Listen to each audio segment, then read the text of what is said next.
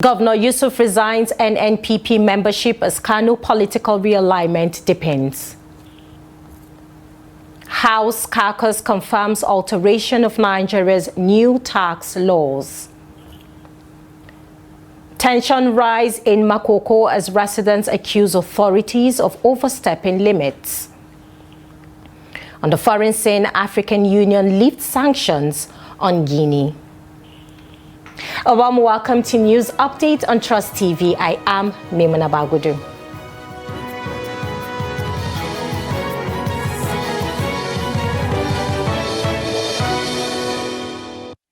Now, the Kano State Governor Abba Kabir Yusuf has formally resigned from the New Nigeria People's Party (NNPP), citing deepening internal crisis and the need to safeguard public interest. The resignation, effective Friday, January 23rd, was communicated in a letter to the NNPP ward chairman of Diso Cheranchi, Gwale local government area. Yusuf thanked the party for its platform, but noted persistent internal disputes and legal challenges that have destabilized the party nationwide.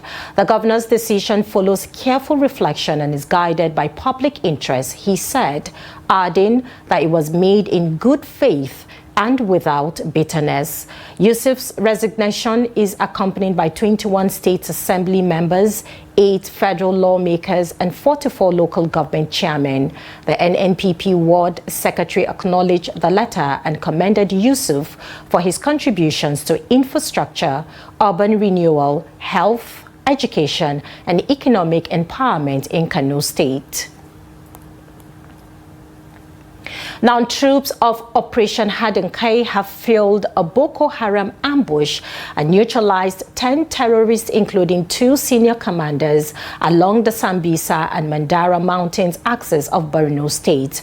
The media information officer of the Joint Task Force Northeast, Lieutenant Colonel Sani Oba, identified the commanders as Basuhu and Ubeida.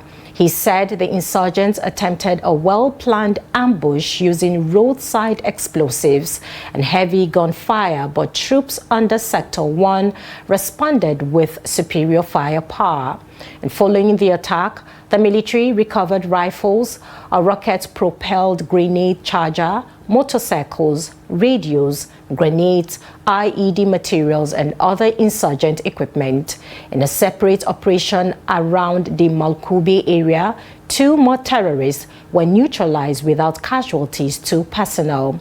Lieutenant Colonel Uba also noted that earlier attempts by Boko Haram and ISWAP fighters to infiltrate from Cameroon were repelled, and troops continue to dominate key locations across Borno, including Tagijari, Chiralia, and Ajigin Abirma. The military commended the troops for their gallantry and assured that operations across the northeast region will continue.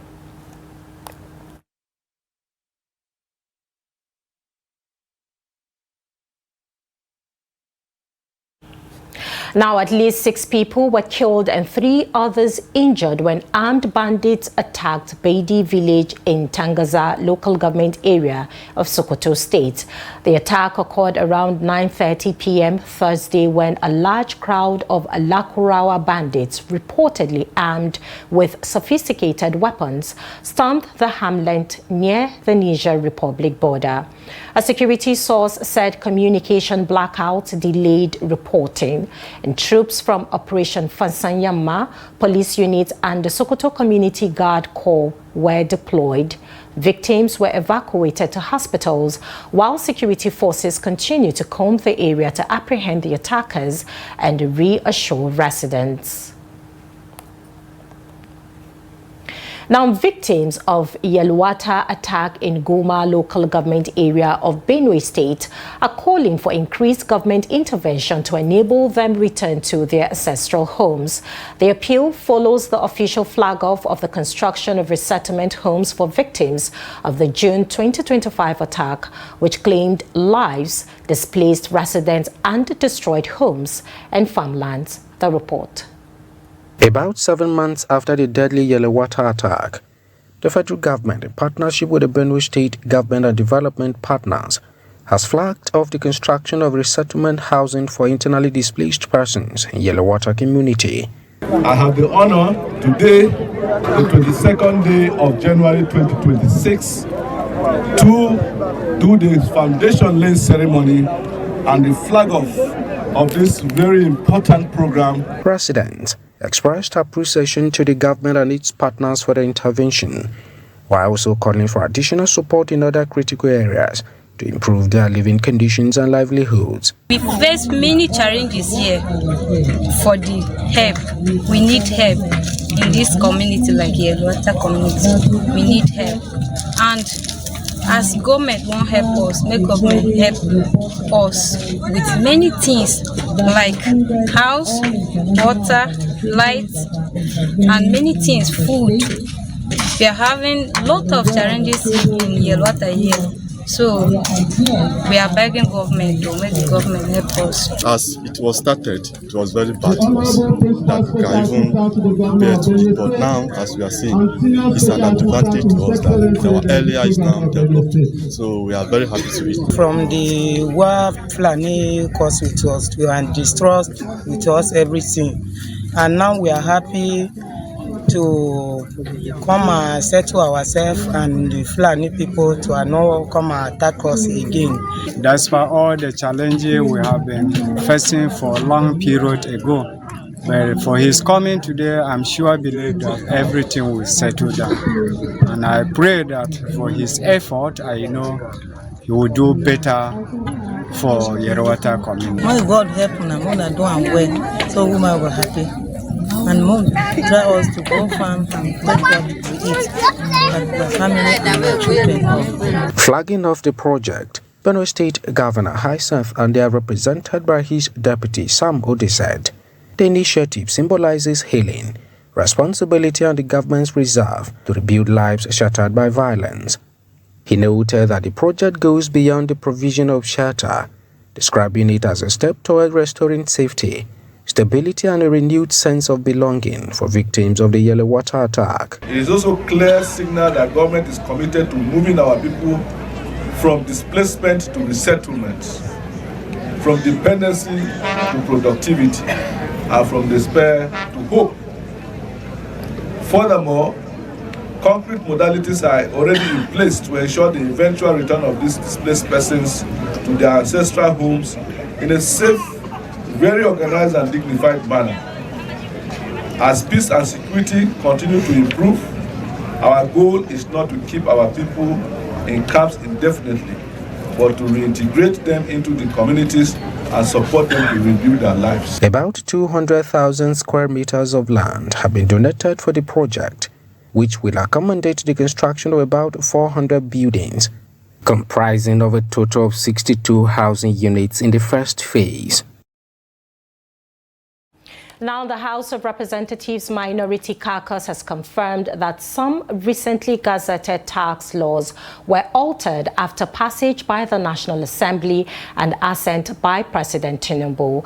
The ad hoc committee on tax laws, chaired by Afam Victor Ogene, found discrepancies, especially in the Nigerian Tax Administration Act 2025, including lowered reporting thresholds, new pre-appeal payment rules, expanded enforcement powers, and changes to petroleum tax computation. The National Revenue Service Establishment Act also had key oversight provisions removed, undermining legislative control. The panel has requested more time to complete its probe and pledged to protect the constitutional powers of the National Assembly. Now, Nigerians' national power grid has collapsed again, throwing parts of the country into darkness. Checks show electricity generation fell sharply from over 4,500 megawatts to about 24 megawatts by 1:30 p.m., with all 23 power plants connected to the grid losing output and zero allocation to the 11 distribution companies.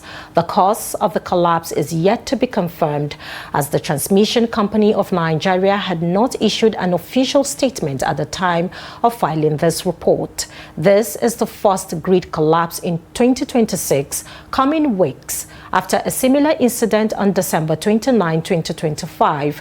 The recurring failures have renewed concerns over the reliability of Nigeria's power infrastructure. Now, Nigeria's House of Representatives ad hoc committee probing power sector reforms has summoned the managing directors of IBEDC and JED following their absence at a key hearing. Committee Chairman Al-Mustafa Ibrahim said their failure to appear undermines efforts to address the country's persistent electricity challenges since privatization.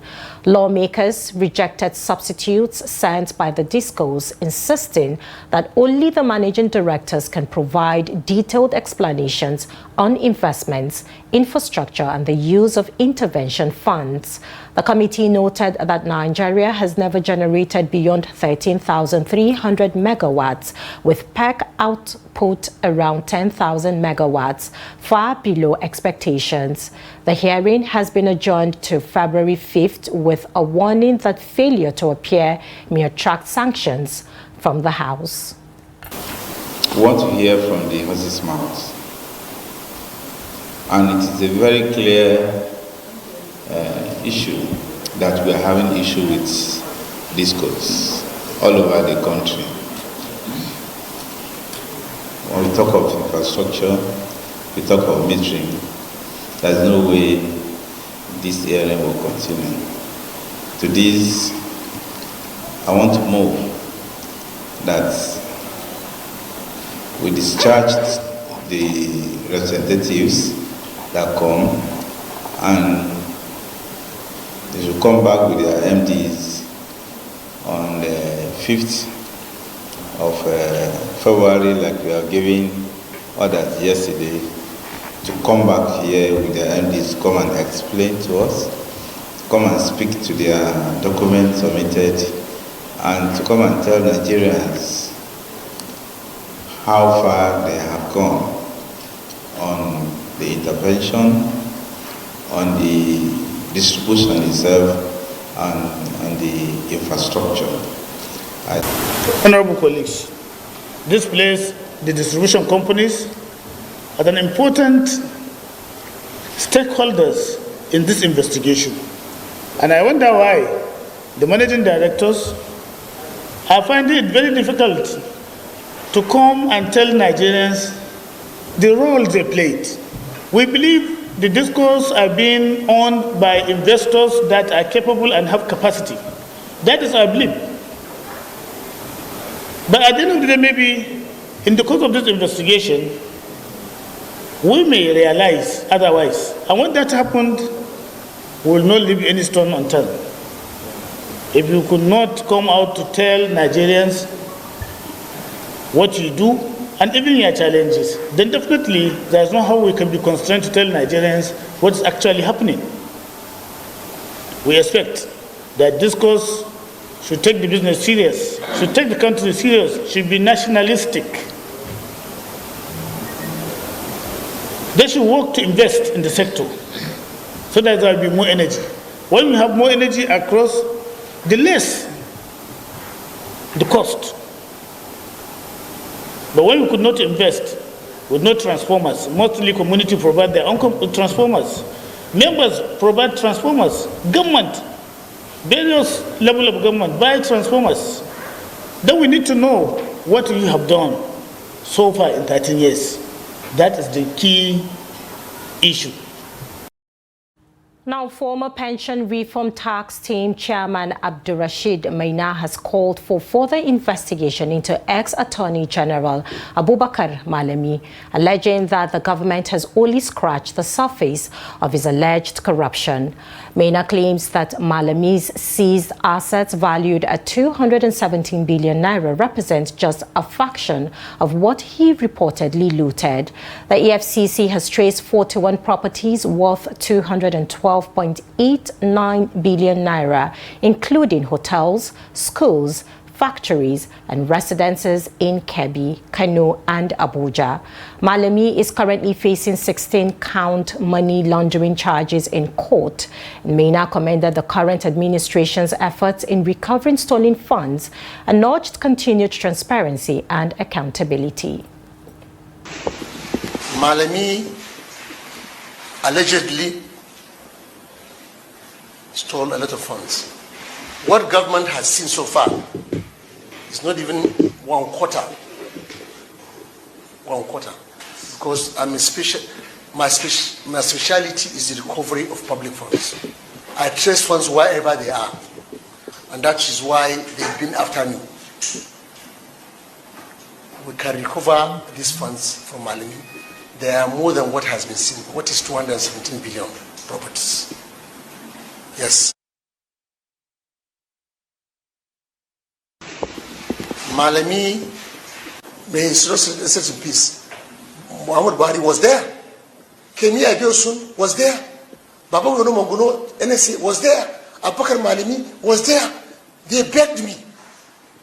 I refused to come to Nigeria. They went back to Nigeria, went and made my mother insist that I must come. Because Jonathan had told them I recovered 1.6 trillion during his time. This can be stated by Ngozi Okonjo-Iweala. She's there. And 227 properties under Magu. And I can tell you, allegedly, these funds, these things, properties were shared among Magu and his cronies and Malami. It is one of the reasons for the fallout of Malami and Magu.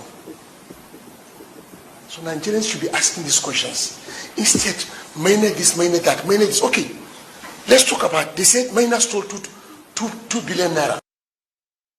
This is News Update on Trust TV, coming up after the break. Tension rises in Makoko as residents accuse authorities of overstepping limits. Do stay with us. More news when we return.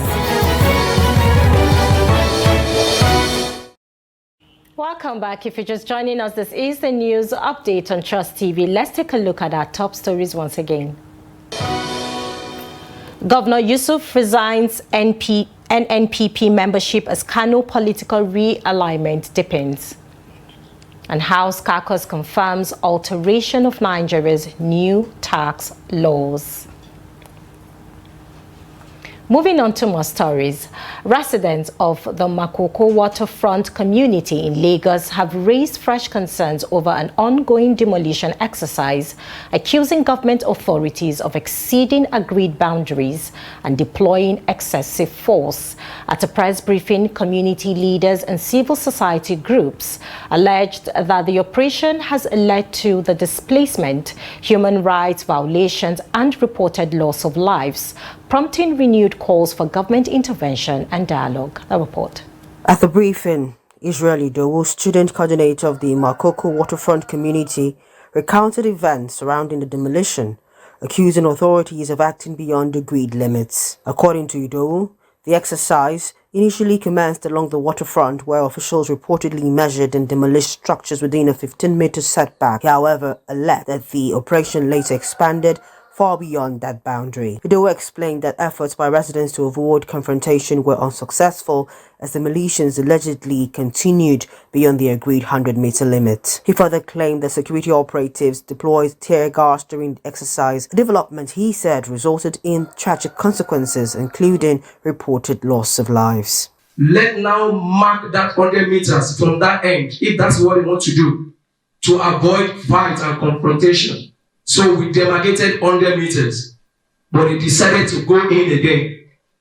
So after everything, one day they just pick one day and then start going into that 100 meters.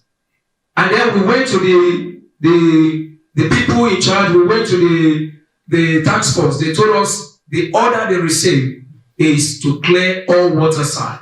So it was there we now clearly understood that their plan is not just 100 meters. It's just to cover it, have a cover for the whole world to believe that what they were doing is just 100 meters. So they started going in. and then they start throwing tear gas. Then we lost children that could not contain the breath of that tear gas. We lost them. We lost a child that was just given birth to within 2 weeks, and that thing happened. That child died. Human rights and environmental advocacy groups have condemned the Lagos state government over what they describe as systemic and illegal demolitions and forced evictions in several low-income communities across the state. The groups allege that the demolitions were carried out with little or no notice, consultation, compensation, or resettlement plans, leaving many families displaced and vulnerable. We condemn this heartlessness in its entirety and reject this offer.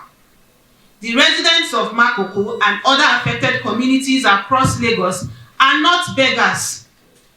They are hardworking people who for years have been supporting themselves despite the disgraceful neglect by Sanwo-Olu's administration, as well as past governments in Lagos State. They do not need handouts. They need their homes, their schools, their clinics, and their source of livelihood back. As tension remains high in the Makoko waterfront community, residents and civil society organizations are calling on the Lagos state government to immediately halt further demolitions and engage affected communities through meaningful dialogue. At the briefing, Israeli A River State High Court sitting in Oyigbo has declined jurisdiction to hear suits challenging the impeachment proceedings against Governor Siminalayi Fubara and his deputy, Professor Ngozi Odu. Ruling on the matter, Justice Florence Fiberesima said the issue is already before the Court of Appeal, following an appeal filed by the Speaker of the State House of Assembly, Martins Amiewule. The appeal seeks an interpretation of Section 18810 of the 1999 Constitution after a lower court restrained the House from proceeding with the impeachment and barred the Chief Judge from setting up a 7-man investigative panel. Justice Fiberesima held that the High Court lacks the authority to entertain a matter pending before an appellate court and adjourned the case indefinitely. Now, members of the Fusegbuwa ruling house in Ijebu-Ode, Ogun State, on Friday staged a protest over an alleged plan to impose a candidate in the selection of the next Awujale of Ijebu land. Fusegbuwa, one of the 4 ruling houses in Ijebu-Ode, is next in line to produce the monarch following the death of Oba Sikiru Adetona in July last year after a 65-year reign. The protesters marched through major streets of the town carrying placards, rejecting imposition and demanding that the kingmakers and the Ifa oracle be allowed to conduct the selection process in line with tradition. Speaking on behalf of the ruling house, Adejugba Obileye said the Awujale stool is sacred and must not be politicized, calling on the state government to stay out of the process. Also speaking, the Obajelu of Imoko, High Chief Adekule Talabi, urged the government to respect traditional institutions and procedures. In response, the chairman of Ijebu-Ode local government, Dare Alibiosun, denied any government interference, stating that the palace had been reopened and that the protesters' concerns will be conveyed to the governor.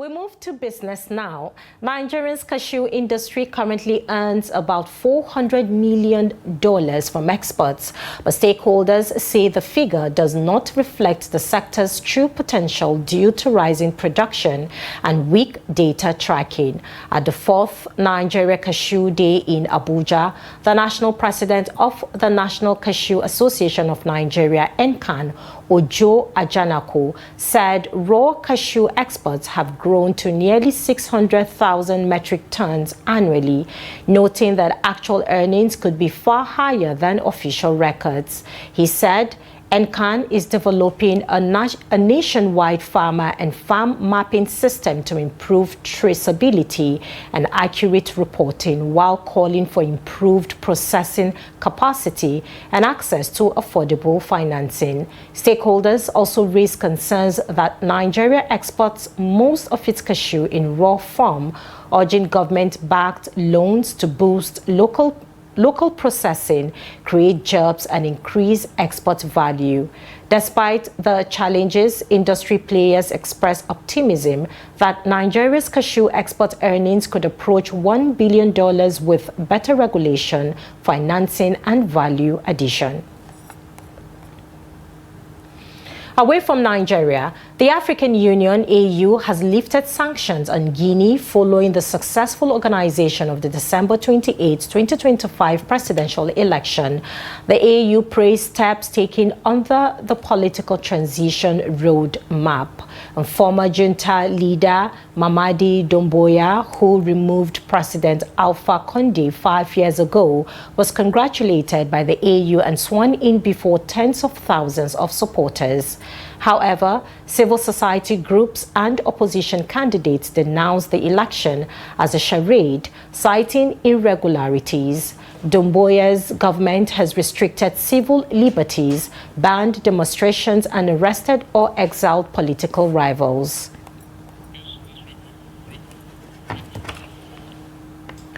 With that, we've come to the end of News Update on Trust TV. Follow us on all of our social media platforms and subscribe to our YouTube channel for more news. Join us at 9 p.m. on News Hour for subsequent bulletin. I am Mimuna Bagodo. Thanks for watching.